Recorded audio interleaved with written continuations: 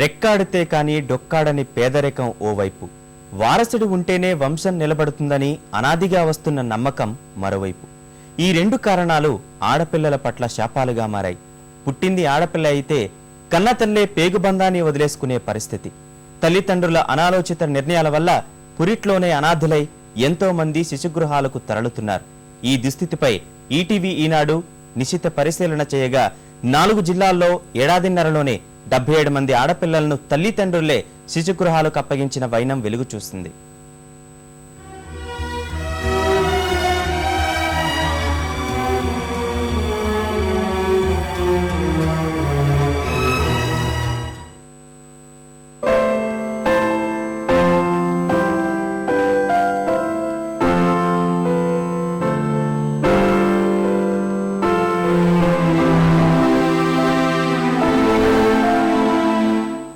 పుడితే ఆడపిల్లగానే పుట్టాలి, బంగారు తల్లి పథకం తీసుకువస్తున్న తరుణంలో రాష్ట్ర ప్రభుత్వం పదే పదే వల్లెవేస్తున్న నినాదం ఇది.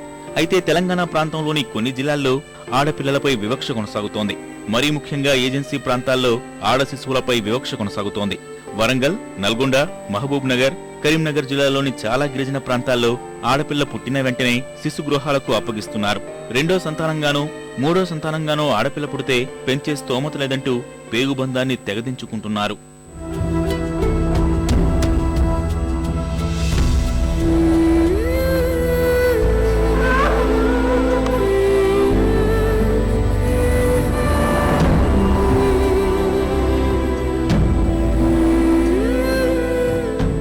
ఇంతకుముందు 3 ఆడపిల్లలండి, ఇస్తూని 4 కానుపండి, 4 అమ్మాయి సాధలేక గవర్నమెంట్కి ఇచ్చిస్తానండి.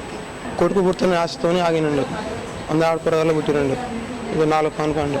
ఒక కొడుకు బిడ్డ ఉన్నాక మళ్ళీ బిడ్డ పుడితే సాధలేక ఇచ్చేసినాం మేము. ఎవరికైనా నా జీతం ఉంటాడు సార్, నేను ఇంటికానే ఉంటా సార్. కూలికి పోతే పోతా, లేకపోతే పోని ఇంటికానే ఉంటున్నా సార్. సాధలేక మేము ఇచ్చేసినాం. ఈ 2013లో నేను తోలొచ్చిన పిల్లల సంఖ్య గిరిజనులదే 8వ పాప ఇప్పుడు ఈ పాపతోటి. కానీ నాకు వాళ్ళకి వదిలేసేటోళ్ళకి బాధ కావట్లేదు, నాకు తోలడానికి బాధ అవుతుంది. ఆడపిల్ల అంటే ఇంత చిన్న చూపు, మరి ఇంత నిర్లక్ష్యం. ఇట్లా కని వదిలేయడం కాకుండా గవర్నమెంట్ చర్య తీసుకొని అసలు కని వదిలేస్తే ఒక శిక్ష.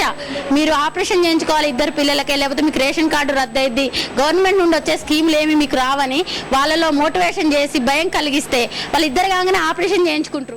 2012-13కు సంబంధించి ఇప్పటి వరకు నల్గొండ జిల్లాలో 39 మంది ఆడపిల్లలను ఐసీడీఎస్ కు తరలించారు. మహబూబ్ నగర్ లో 22 మంది, వరంగల్ జిల్లాలో 11 మంది, కరీంనగర్ జిల్లాలో 5గురిని పుట్టగానే ప్రభుత్వానికి అప్పగించారు తల్లిదండ్రులు.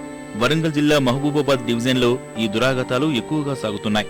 పెంచే స్తోమత లేకపోవడం వల్ల శిశు విహార్కు అప్పగించామని తల్లిదండ్రులు చెబుతుండగా కని వదిలేసే వారిపై చర్యలు తీసుకోవాలని మహిళలు సూచిస్తున్నారు.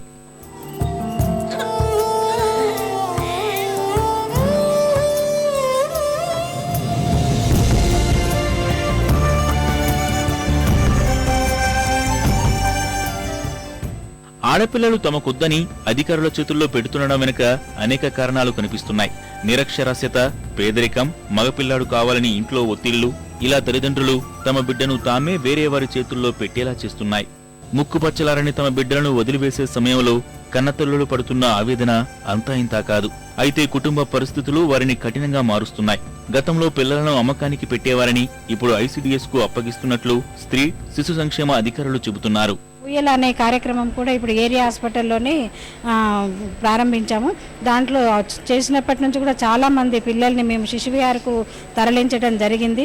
వాళ్ళు ఊయలలో వేయడము, కొంతమంది తల్లులు స్వయంగా మాకొద్దు ఈ పాపను మీరు తీసుకోండి అని మాకు అప్పచెప్పడం కూడా జరుగుతుంది. అలాంటి వారిని తీసుకెళ్లి శిశు విహార్లో జాయిన్ చేయడం జరిగింది.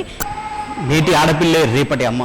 నేడు ఆడపిల్లను వద్దనుకుంటే రేపటి సమాజం అమ్మలేని అనాథవుతుంది. అలా కాకుండా ఉండేందుకు ప్రభుత్వం చర్యలు చేపట్టాల్సిన అవసరం ఉంది.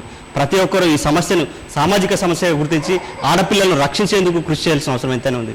కెమెరామెన్ చందుతో బాల్కుమార్, ఈటీవీ న్యూస్, వరంగల్.